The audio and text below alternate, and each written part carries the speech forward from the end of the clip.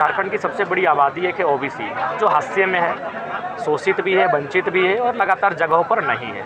तो उसका जो संवैधानिक अधिकार इस राज्य में 27 का बनता है, उसे पहले आगे बढ़ाया जाए। तेलंगाना के 371 डी के अनुसार रिजर्व किया गया है। झारखंड भी एक पीड़ित क्षेत्र है, पीड़ित राज्य बन चुका है। लगातार यहाँ के लोग पीड़ित अवस्था में जी रहे हैं। इसको कहीं ना कहीं विशेष राज्य का दर्जा देते हुए 371 में शायद जे तक कॉलम पूरा हुआ है, 371 जे के बाद की अगर सूची खाली उसमें जोड़कर इसे एक पूर्ण प्रतिबंधित, जिस प्रकार अभी वो प्रोजेक्ट हरियाणा का है, बिजली हरियाणा को जाएगी, लेकिन वो ज़मीन झारखंड की होगी, कोयला झारखंड का होगा, यानी विस्थापन हम होंगे, कोयला भी हमारा जाएगा, बीमार भी हम होंगे और शुद्ध रूप से हरियाणा के लोग बिजली ले लें। अंडमान निकोबार में कोई एक जनजाति समूह है जो शायद 500 के आसपास बचे हैं, और वो क्या है कि वो आज भी पाषाण काल का युग जी रहे हैं, यानी वो लोग हमारे बराबर नहीं हो सकते हैं। तो ठीक उस पर झारखंड के लोग, बाकी जो लोग हैं यूपी में रहने वाले, बिहार, महाराष्ट्र, कर्नाटक, उनकी स्थिति के साथ हम लोग तुलना नहीं कर सकते। अतः इसे एक आदिवासी क्षेत्र है, जनजातीय क्षेत्र है, कहीं ना कहीं एक बैरियर लगना चाहिए, ताकि मुझे लगता है कि जब इस राज्य ने दिल्ली को पूरा खजाना भर दिया, कोयला, अभ्रक, तांबा, यूरेनियम देके, तो दिल्ली को भी सोचना चाहिए। और इस राज्य को जो आदिवासी लोग हैं, आदिवासी के आधार पर ही झारखंड का निर्माण हुआ है, वो डिस्टर्ब हो जाएगी, आदिवासियत कल्चर डिस्टर्ब हो जाएगी। और उसका प्रमाण है कि आज असूरी जनजाति, जिसने आज लोहा गलाना सिखाया, वो हाशिए पर है। बिरहोरी, पहाड़िया, बिरजिया, बहुत सारी ऐसी जनजातियाँ हैं जो मुझे लगता है 10-15 सालों में विलुप्त हो जाएंगी। लुप्त होने के कारण बाहर के लोगों का बहुत भारी संख्या में अतिक्रमण। भले राज्यपाल एक इंडिपेंडेंट बॉडी होता है, लेकिन उसमें केंद्र का पहरा होता है। तो इसीलिए अब मुझे लगता है कि केंद्र को भी इसका आभास होना होगा कि झारखंड के लोग अब हिंदू, मुसलमान, इंडिया, पाकिस्तान के आधार पर वोट नहीं करेंगे। तो इसीलिए हम लोग 2024 की तैयारी कर रहे हैं, क्योंकि संसद का चुनाव है, और संसद के चुनाव में जब केंद्र को, भारतीय जनता पार्टी, एनडीए के गठबंधन को जब वोट का चोट पहुंचेगा, तब उन्हें आभास होगा कि झारखंड में डोमिसाइल की जो पॉलिसी है उस पर उनकी नज़रिया क्या होना चाहिए। उन्हें लगता है कि ये लोग वोट भीड़ है, तो कहीं ना कहीं अब हमें पॉलिटिकली डैमेज करना होगा, क्योंकि आज के डेट में राजनीतिक देश में आप उन्हें गाली देंगे तो कोई फर्क नहीं पड़ता है। कई नेता ऐसे हैं जिनको गांव में जूता का चप्पल, जूता का माला स्वागत होता है, लेकिन चुनाव जीत जाते हैं लाखों के वोट से। आप उन्हें चोट देना होगा वोट का। इसीलिए 2024 में लोग कमर कस चुके हैं। जो इस राज्य के बारे में नहीं सोचते हैं, हम उनके बारे में नहीं सोचेंगे। आपने एमपी और एमएलए लोगों के बारे में कई सारी बातें कही कि वो बाहर से आए, बाहरी भीतरी की बात कर रहे हैं, तो उन लोगों से कैसे जुड़िएगा? क्योंकि लोग तो यहाँ पर भी रह रहे हैं, वो लोग जो लोग बाहर से आए हैं, कामकाज कर रहे हैं, उन लोगों से कैसे जुड़ेगा? लोकल से तो आप जुड़ जाइएगा, लेकिन बाहरियों के साथ कैसे जुड़ेगा? देखिए, सबसे पहले बात मैंने ये कहा कि हमारे पास राजनीतिक क्या कमी है जो हमारे लोगों को हाशिए पे रखा जा रहा है। आज देखिए, बहुत सारे, चूँकि हम लोग लोकसभा और विधानसभा को देखते हैं, लेकिन और एक होता है राज्यसभा। वहाँ जो देखिएगा आप, चाहे परिमल नाथवानी से लेकर केडी सिंह से लेकर एमजे अकबर से लेकर तमाम जो लोग हैं हमारे राज्य के नहीं हैं। तो क्या हमारे राज्य के लोग राज्यसभा में प्रतिनिधित्व करने की हैसियत नहीं रखते हैं? यानी एक सोची समझी साजिश है कि यहाँ के जो लोग हैं इनका पॉलिटिकल इमर्ज ना हो, यहाँ के लोगों का सत्ता की शक्ति का अनुभव ना हो, और इसे आसानी से हाशिए पर रखा जा सकता है, ताकि झारखंड एक खुला बाजार है। झारखंड सबके लिए खुला बाजार है। उदाहरण के लिए हरियाणा में एक प्रोजेक्ट है, शायद वो इंटरनेट में भी आपको मिल जाएगा। वो प्रोजेक्ट हरियाणा का है, बिजली हरियाणा को जाएगी, लेकिन वो ज़मीन झारखंड की होगी, कोयला झारखंड का होगा, यानी विस्थापन हम होंगे, कोयला भी हमारा जाएगा, बीमार भी हम होंगे और शुद्ध रूप से हरियाणा के लोग बिजली ले लेंगे। तो ये कहीं ना कहीं झारखंड को लोग एक खुला बाजार सोच के रखे हैं, और वो जानते हैं कि अगर पॉलिटिकल इमर्ज हो जाएगा, अगर पॉलिटिकली लोग स्ट्रांग हो जाएंगे, तो कहीं ना कहीं यहाँ पनपने में दक्षिण भारत के तर्ज पर आसान नहीं होगा। इसलिए केंद्र चाहेगा कि इनको कमज़ोर बना के रखे। उसी की कड़ी में ये जो है लगातार अन्य राज्यों के प्रत्याशियों को यहाँ मैंने एमपी एमएलए के रूप में मैंने उतारते हैं और चुनाव जीतते हैं। तो मुझे उनसे कोई शिकायत नहीं है। हमारे लोग कितने बिहार से चुनाव जीते, हमारे लोग कितने यूपी गुजरात से जीते। जब नहीं जीते, जब वहाँ उनका नेतृत्व है, तो झारखंड में झारखंडियों का नेतृत्व होना चाहिए। झारखंड में झारखंडियों का नेतृत्व की बात कर रहे हैं, लेकिन स्थानीयता कैसे परिभाषित हो? क्योंकि लोगों का कहना है कि अंतिम सर्वे सेटलमेंट जो है वो कई सारी जगहों पर अलग अलग समय हुआ है।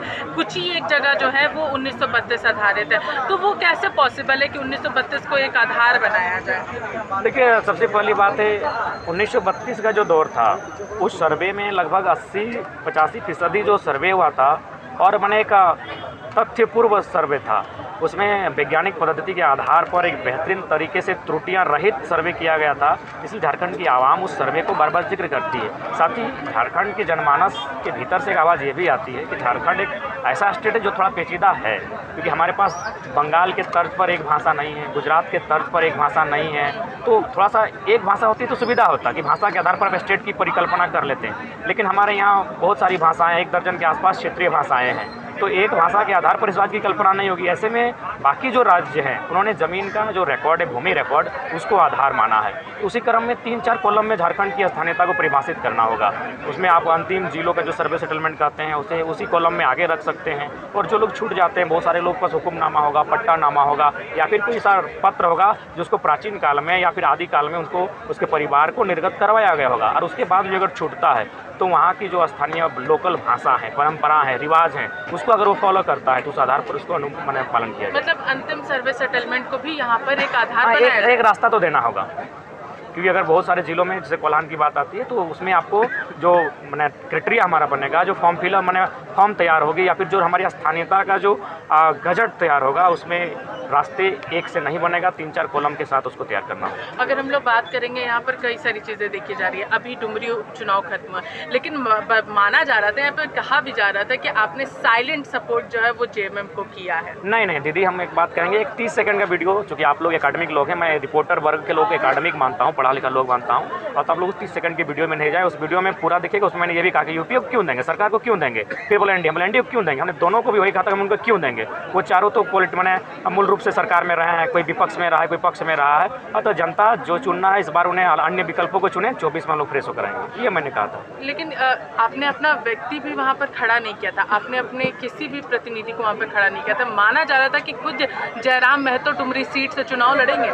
यदि अगर ऐसा बात है तो 24 में देखा जाएगा, लेकिन फिलहाल हम लोग इसलिए नहीं लड़े क्योंकि देखिए हम लोग युवा हैं। आप भी जानते हैं कि हमें अभी बहुत सारी चीज़ों को संभाल कर लेकर चलना होगा। अगर मान के चलिए हम लोग उस सीट से उतरते हैं तो कहीं ना कहीं उसमें हमें लगा कि हम लोग माइनस में चले जाते हैं। इसलिए चले जाते हैं कि लोग इस बात का सवाल करते हैं कि आप लोग युवा है, आपका भविष्य पड़ा हुआ है, जहाँ डेथ हुई है, जहाँ रुदन है, क्रंदन है, उस सीट से खून के छींटों के साथ शुरुआत करना हमें अच्छा नहीं लगता। तो किसी की वहाँ मृत्यु हुई है तो उसको हम लोगों ने बैकअप के तौर पर रखा कि जनता के सामने रख दिया कि वो जो उनको अच्छा लगे जिनके साथ जाएं। और जो भी चुनाव हुआ दोनों के बीच, दोनों माताएं कहीं ना कहीं विधवा माताएं थी, दोनों ने एक ऐसा चुनाव हुआ, हालांकि चुनाव में सहानुभूति मैंने नहीं रखता, लेकिन फिर भी सहानुभूति का माहौल बना और हमने जनता पर ही छोड़ दिया था वो जिनको चुनेंगे। हमारा बाकायदा हम तो ये भी कहेंगे, हम अपना मोबाइल नंबर के साथ अगर किसी भी प्रकार से ट्रेस करके डुमरी विधानसभा के उतने बड़े क्षेत्र में अगर मेरा पाँव भी गुजरा होगा तो हम काट के रख देंगे। हम उसमें 20 दिन गुजरे भी नहीं है।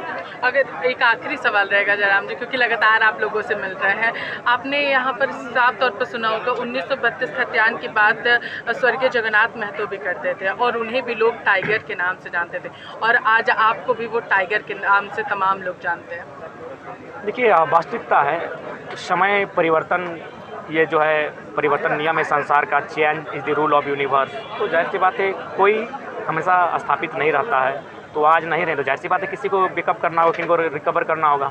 तो कहीं ना कहीं जब सुनील गावस्कर ने 34 सेंचुरी लगाई थी क्रिकेट में तो उम्मीद था कि कोई नहीं तोड़ेगा। फिर अब ब्रैडमैन का पहले 29 था, गावस्कर ने तोड़ा 34 लगाकर, तेंदुलकर ने तोड़ा 51 लगाकर, सुनील कोहली 49 हो गया है। तो ये नियम है, ये नियति का नियम है कि कोई भी अस्थाई नहीं होता है। तो इसलिए हम भी मानते हैं, उनका सम्मान करते हैं, लेकिन वे नहीं है तो उनके स्थान पर हम लोग को आना होगा। 60-40 जो नीति है, कैसी नीति होनी चाहिए कि झारखंड के युवाओं को रोजगार मिल सके, क्योंकि 26,000 शिक्षकों की बहाली पर हाईकोर्ट ने अब रोक लगा दी है।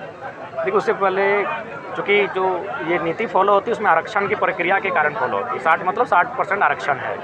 तो आप चूँकि झारखंड की सबसे बड़ी आबादी है कि ओबीसी, जो हाशिए में है, शोषित भी है, वंचित भी है और लगातार जगहों पर नहीं है, तो उसका जो संवैधानिक अधिकार इस राज्य में 27 का बनता है उसे पहले आगे बढ़ाया जाए, और उसके बाद जो ऑप्शन बचेगा उसमें आप जनरल 1 जनरल 2 करें। जनरल 1 का मतलब झारखंड के जनरल, उसमें सिर्फ झारखंड के ही जनरल भरेंगे, और जनरल 2 जो होगा उसमें ऑल ओवर इंडिया, उसमें झारखंड के भी लोग भरेंगे और जिनको ओपन होकर आना है उसमें आए। तो ऐसी वैकल्पिक व्यवस्थाएं हैं शायद दक्षिण भारत में, जनरल 1 और जनरल 2 के आधार पर विभाजित किया गया। जनरल 1 यानी वहाँ के लोग भरेंगे और जनरल 2 में बाकी जो लोग हैं, बाकी जो स्टेट है आमंत्रण रहेंगे। तो मेरे हिसाब से ओबीसी के आरक्षण को बढ़ाकर जनरल 1 जनरल 2 करके इस जो नीति है हमारी नियोजन की उसे परिभाषित किया जा सकता है। ये संभव है। कितना परसेंटेज होना चाहिए लोकल लोगों के लिए जो यहाँ के स्थानीय है? कम से कम 80+ होना चाहिए, 80 to 85 होना चाहिए, बाकी 10-15% ओपन टू ऑल रहे जिसमें संविधान का अनुपालन हो, 7% का जो।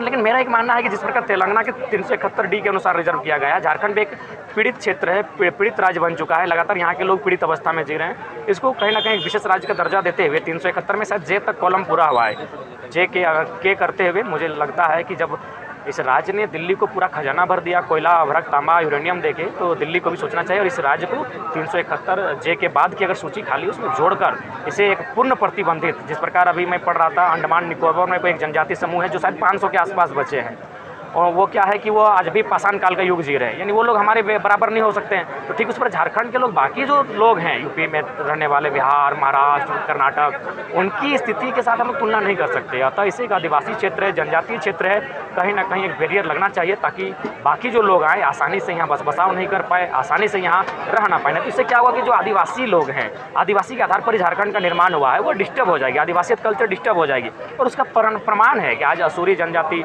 जिसने आज लोहा गलाना सिखाया वो हाशिए पर है। बिरहोरी, पहाड़िया, बिरजिया, बहुत सारी ऐसी जनजातियाँ हैं जो मुझे लगता है 10-15 सालों में विलुप्त हो जाएंगी। लुप्त होने के कारण बाहर के लोगों का बहुत भारी संख्या में अतिक्रमण, और ये हम नहीं कह रहे हैं, भारत के चीफ जस्टिस ऑफ इंडिया पूर्व